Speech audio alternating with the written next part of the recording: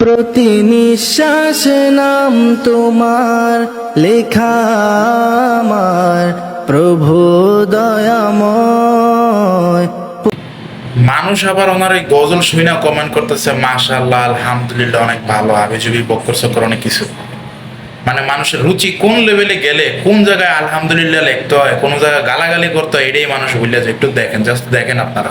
পুরো জীবন জুড়ে আমি গুনাহের পাহাড় উঁচু করে যাই। বেড়া এইসব জিনিস দেখলে এনে আলহামদুলিল্লাহ না লিখা এইসব কমেন্ট না করে এনে বেটার পারলে গালাগালি কর। ও একটা গান, ঠিক আছে, একটা মিউজিক ভিডিও যাই হোক, সেটা যারই হোক না কেন, সেটার মধ্যে কত সুন্দর গজলের স্টাইল করে একটা গজল বানায় লাইছে, আর তোমরাও সেটার দেখে একদম মানে ওনার একদম পীর সাপ বানায় লাইতেছ।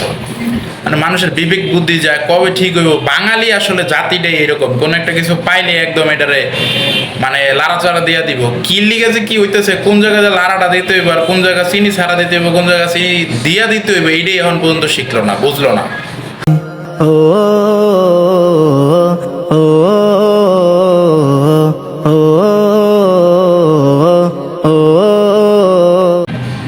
আর যেই সমস্ত লোকজন বলেন গান শোনা হারাম, গান শোনা ভালো না, তাই এই বেড়া কি করতেছে? এই বেড়া যে দাড়ি টুপি রাখিয়া যে এত সুন্দর একটা মানে গজল বানাইতেছে, আপনাদের সামনে উপস্থাপন করতেছে, এবং আপনারাও এটা নিয়ে খুব বাহাবা দিতেছেন। এই বেটা তো যার নামে দেবে সবাই আগে, এই বেটার আগে ধরেন।